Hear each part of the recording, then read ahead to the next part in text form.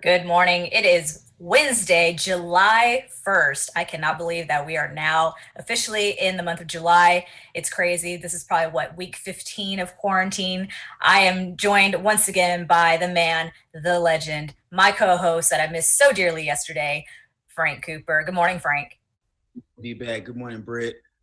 Guys, please follow us on social media, Facebook, Instagram, Snapchat. What am I missing? Twitter. Subscribe to our YouTube channel. Please, let's grow the show. Absolutely. Thanks, Frank. We'll come talk to you in just a little bit. But we are joined by a very special guest, especially for those of you out there who are considering a career in teaching, or if you're not considering a career in teaching, you just might after this interview. I'm joined by our interim program director for Alternative Teacher Certification Program at HCC Southeast, Dr. Derek Irvin. Thank you so much for joining us, Dr. Irvin. Good morning. Thank you. Thank you for having me. It's great to have you this morning. We're so happy to have you on the show with us today. So HCC is state approved for the ATCP, which is the Alternative Teacher Certification Program, which is, as we understand, a comprehensive educator program, a preparation program for elementary and secondary education. Is that correct? That is correct. That is correct. We are moving fastly towards our 18th year anniversary. We have been approved by SBEC, the State Board of Educator, the State Board for Educator Certification. That was in November of 2002. So we're moving fastly towards celebrating our 18th year anniversary. And we're also accredited by that same body, SBEC, the State Board of Educator Certification, and TEA, the Texas Education Agency. So this is primarily training for Texas certification, correct? That is correct. That is correct. Oh, perfect. And we're accredited, excuse me, I could not speak this morning, by the State Board of Educator Certification and TEA. As you said, can you elaborate a little bit more about what goes into that kind of accreditation? Yes, so we have almost 12 certification areas that we provide training in. And 2 of them are supplemental, and that is the Spanish or ESL, the bilingual education or English language and arts and reading, generalist EC6, generalist 4 to 8, life science, physical science, social studies, special education, and mathematics. So we're currently going through a curriculum redesign, Brittany, and so we're going to implement that coming this fall. In the new year. And so the students, when they apply to our program, they're going to receive training, curriculum specifically designed around not only their certification area, but also in terms of PPR, which stands for Pedagogy and Professional Responsibilities. And what that is students will be learning much about the code of ethics, in terms of rules, standards, practices, and ethics in terms of conduct, not only with the students in the classroom, but how that student should behave and act, not only with the principal, the parents of the students, and also the community. The students can complete it in a year, but as long as 18 months, and those are for students who are really, truly motivated. We're talking students that are disciplined. They have to be highly disciplined because it's a comprehensive program, like we were saying earlier. So there's a lot for them to learn in this program in a year, in 18 months, if they do it in 18 months, because 1 year of that 18 months is part of the internship process. And there's a process whereby they have to go about to get the internship. Prior to that, and just stop me if I'm going too fast or giving too much information, but prior to the student landing the internship, there are various requirements that leads up to the internship. And one of them is finishing all of their coursework. The other, is something that's called field experience.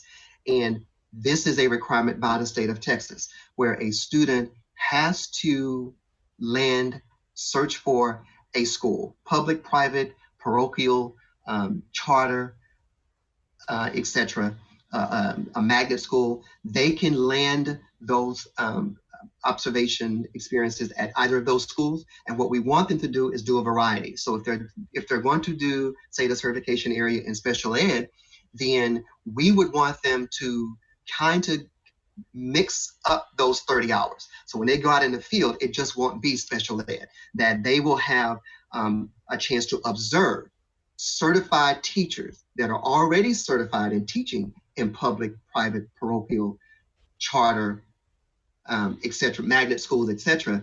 And then they'll have reflective assignments that they'll do after that based on what they observed in that observation, what they got out of it, what might the teacher can do better than the next time in terms of. So there's 30 hours of that. Usually the 30 hours are done face to face, but of course here we are in this COVID-19 environment. And so what the program has allowed is that students are able to complete 15 of those hours virtually. So of course, we're all now in this COVID environment now, and there are classes being held virtually. And so students are able to log in, and there are various processes where students have to reach out to a district or to a school and get approval for that. And there's a background check that school will require. But the students were now able to do at least 15 of those pre-service observation hours in virtually online. A lot of what you're talking about, Dr. Irvin, is very familiar to my ears because my husband is an elementary teacher within the main school district here in Houston.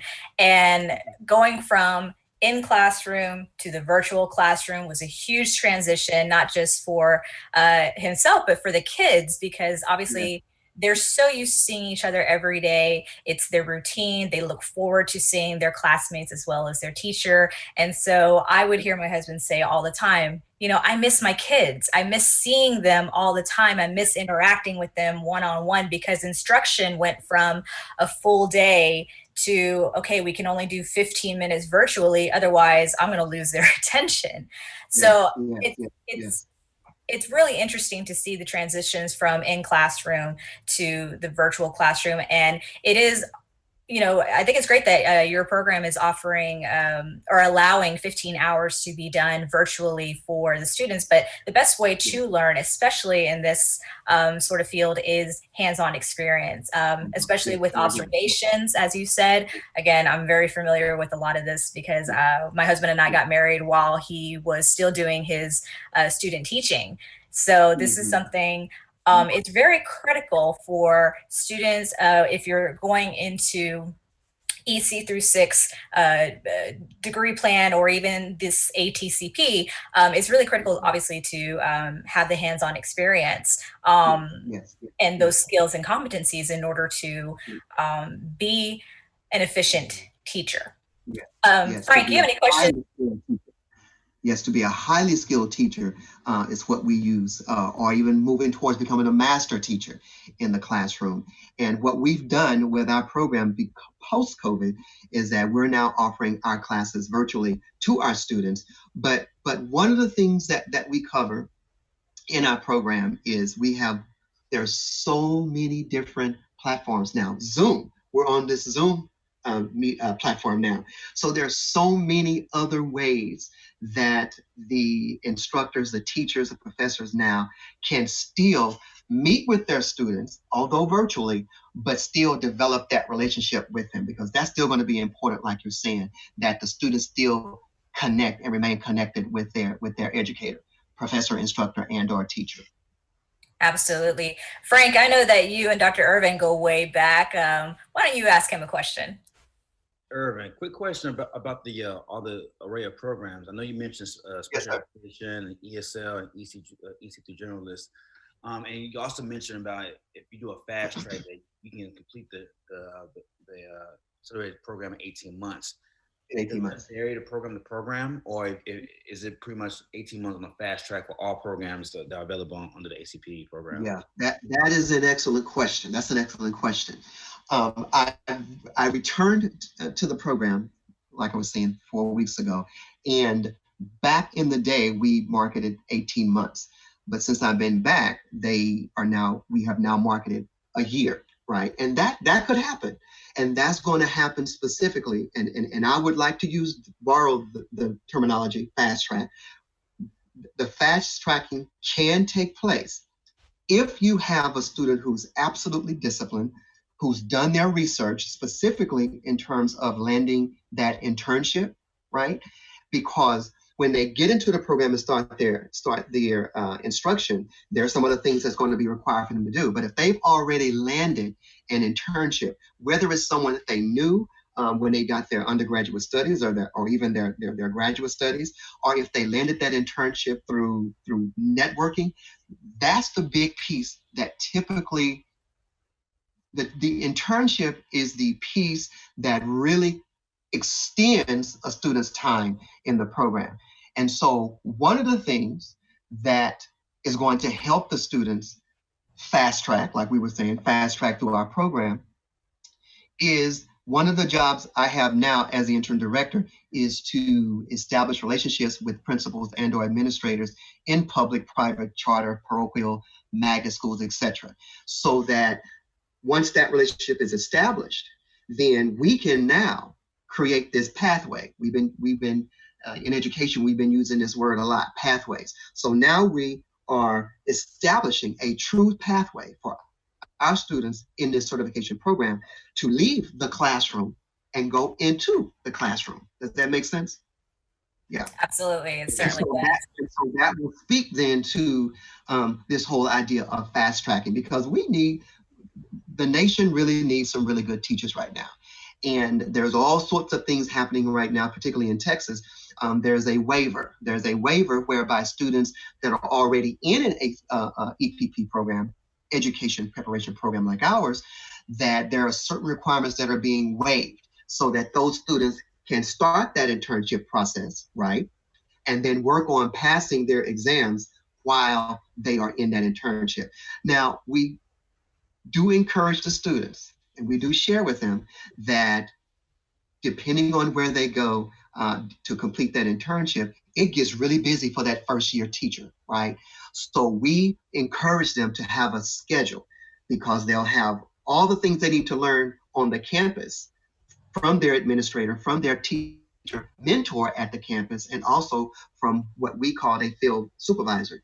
We will actually assign a field supervisor to go out to the campus, to the classroom, to observe our student teacher in the classroom. So there is this circular mentorship that the student will receive while they're in the classroom. All that speaks to this fast tracking and helping the student get in and out of the program and into the classroom as a standard certified teacher in the state of Texas.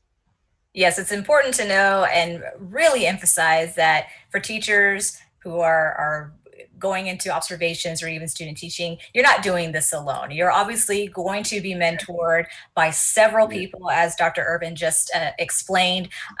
It's not an expectation of, well, you've learned the material, here you go, you know. So it's really good to know that obviously the program here at HCC is that we're offering provides all of that support and for our students. And let me ask you real quick about the qualifications to get into the ATCP program. What are those? Who is this for? There are several. And what happens is you have students that apply to a program like ours who have got their undergraduate degrees and or their graduate degrees and had these wonderful careers in other fields, but determined at some point, this is not really what I want. And so the very first requirement for a student who determines that education, becoming an educator is what they want to do, is having a bachelor's degree. A student or an applicant that applies to our program, and that's a state requirement. That's not a requirement on the program's behalf. That's a state requirement. Students have to have obtained a bachelor's degree from an accredited university or college in the United States. Now, in the event that we do have students who apply to our program, say from an out of country institution, educational institution, there is a process for them, and that's kind of a little bit long for this interview. But one of the things that they have to take, if you have a student that's an applicant from another country, but they've obtained their undergraduate or graduate degree, is called the TOEFL, TOEFL. That stands for the Test of English as a Second Language. So when you have students coming to the United States who are degreed from another country who want to obtain certification, and specifically in Texas, they have to take that one exam. And there are certain requirements or scores they have to make in order to be considered proficient. And what that TOEFL test tests is speaking, writing, reading, and listening. Those are the 4 skills that are tested with that TOEFL exam. And once they get their score, it measures their English proficiency. So on the low end, you have the TOEFL exam if they're an out-of-country applicant, and at a minimum, all students have to have a bachelor's degree. And right now, it's a 2.5 GPA. That's good information right there, Dr. Irvin. Also, aside from the internships, and just to clarify, these internships that the students will participate in, is it a paid internship or not? Yes, very good. It is a paid internship. So we always want students to know that it is a paid internship. So they're not only getting paid while they're going through this internship, but they're still getting the mentorship that we talked about earlier. The paid internship, very important portion of this certification process, yes. And that varies from district to district, correct? Very good. That's another good point. So the average salary is going to be anywhere from 50 to 52,000 starting, but as Frank stated, yeah, that's going to vary depending on what district the student applies and obtain that internship in. Yes, very good. So once the student has completed the program, they've completed their internship, and all that is said and done, there is a state certification exam that the students will have to take, correct? Yes, each of the 11 to 12 certification areas that we offer training in, certification in, have their respective exams. So every student is going to take a minimum of 2. That's their content exam and the PPR exam, the pedagogy and professional responsibilities exam. Some of them will go a step further and take a 3rd or 4th test, depending on if there is a supplemental exam that they are going to be taking. So for example, the Spanish. So we often have Spanish applicants to our program. And so if they are wanting that Spanish certification, that Spanish supplemental exam under their belt, then that's an added exam they will have to take.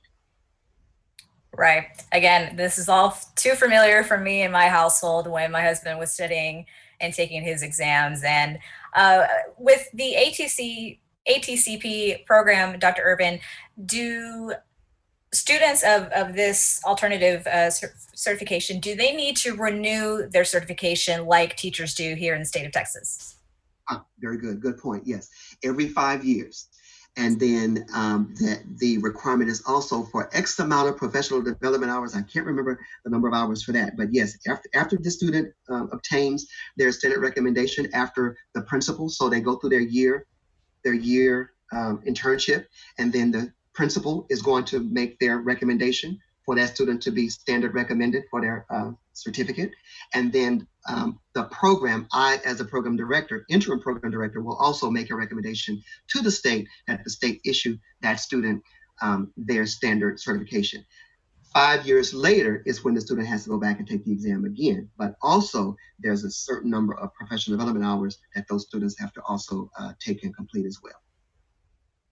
A lot of great information you've shared with us today, Dr. Irvin. We appreciate you taking the time out of your morning to talk to us more about the Alternative Teacher Certification Program here at HCC. And Dr. Irvin, before we sign off with you, where could students go to find out more information about your program?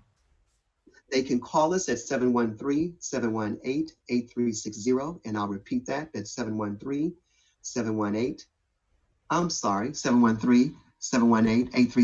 That's one number, yeah, and then 713-718-8149. 713-718-8149. I've been back with the program for 4 weeks, so I'm trying to get all these numbers together in my head. But 713-718-8360 or 713-718-8149, and our www.atcp.hccs.edu. And we'll include all that information here in today's post for Up to in a Minute. Dr. Derek Irvin, thank you so much for joining us this morning. We look forward to having you again in the future to talk more about the program, and have a great day. It was my pleasure. Thanks for having us. Hey, Frank. So that was a great interview with Dr. Irvin, but we've got some other events and announcements to share with our audience. Yes, indeed. So today, guys, at 6:30 this evening, July 1st, the Future of Fashion virtual series is here. It will retain about social justice, the new fashion agenda, talking about diversity within the fashion industry. We have speakers such as Andrea Bonner, who's the Associate Vice Chair of Consumer Arts and Sciences here at HCC, Neil Hamill of Hamill Modeling Agency, Antrice Baguette, HCC Foundation Faculty Representative, and Joyce Sewing, who works for the Houston Chronicle. So go online. The flyers are the flyers are already on social media. It was posted yesterday and this morning. Just scan the QR code on the flyer to gain access and register. Okay. It's going to be a fun event for all of our fashionistas out there. But for our engineer students, if you're interested about what HCC has in partnership with our Katie, U of H, and HCC Engineering Academy, this is for you.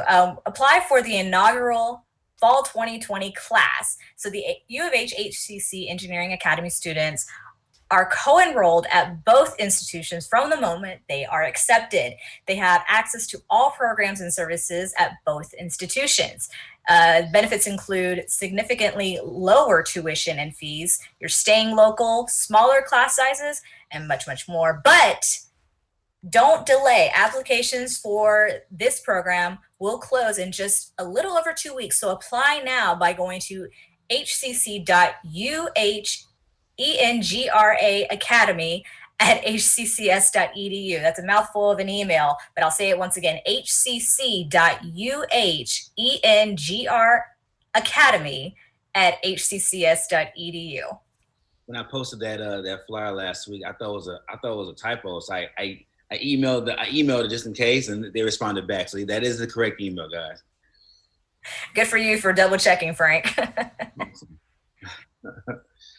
So also, we have the Rock the Vote virtual event as well. Come part with HCC Student Life and DJ Hsc from 979 The Box to rock the vote with great music and giveaways. There'll be voter sites about what's on the ballot and where to vote and what to do to vote. Sorry, guys.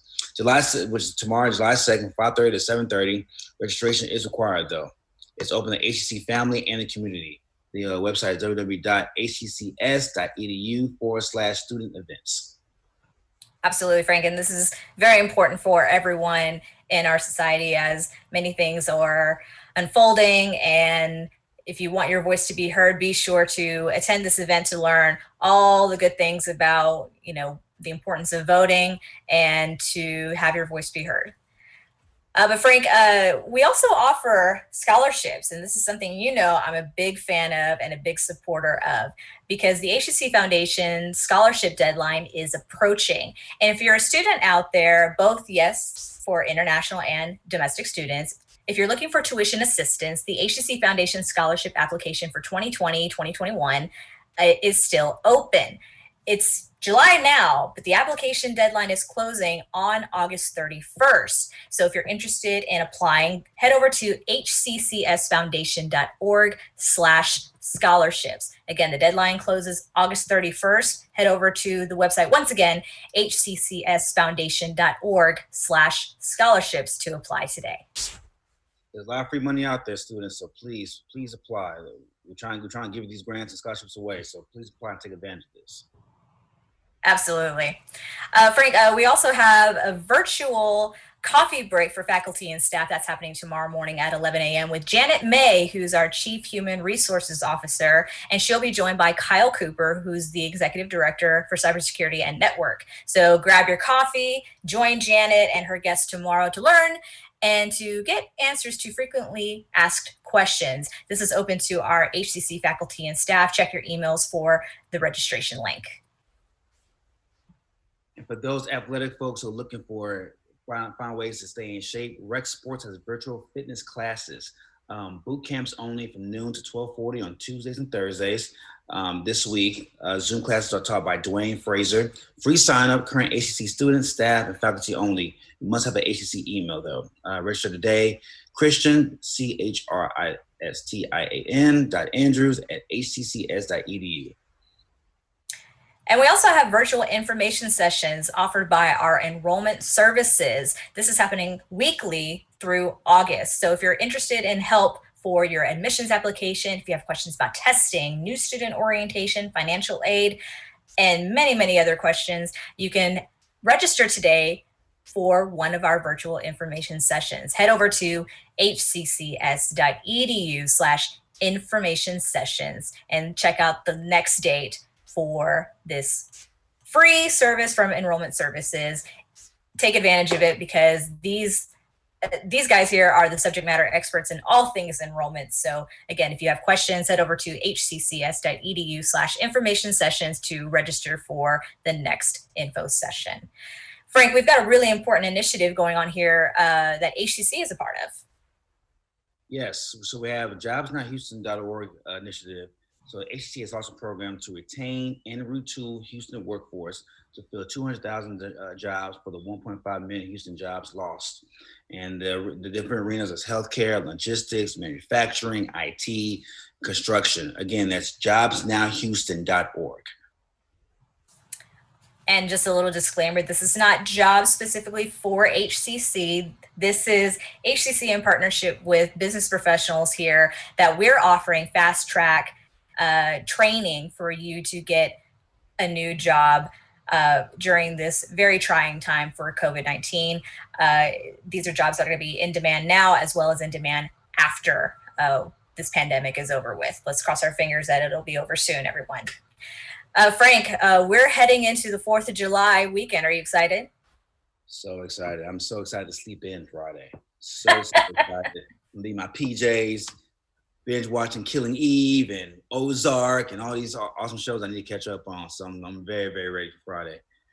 Oh, goodness. Well, before we head over into our 3-day weekend, we thought it only fitting to have a representative for our veterans here on tomorrow's show. We're going to be joined by Capri Thomas of the Office of Veteran and Military Affiliated Student Success Office. She'll be joining us to talk about what the program has to offer for our students. And then we'll also be joined by another guest from the Aquarium of the Pacific for our Thursday virtual family fun day. Looking forward to this virtual underwater fun. All right, Frank, that's about it. We're about to wrap up on today's Up to the Minute. You got anything else for us today? No, man, we are good, man. Join us tomorrow for more virtual interviews and to learn more about what HCC has going on in the community. That's right, everyone. And please be sure to follow us on all of our social media platforms, Facebook, Twitter, and Instagram. And don't forget about YouTube, because we have thousands of videos at your disposal. And join us tomorrow morning on Up to the Minute at 10 a.m.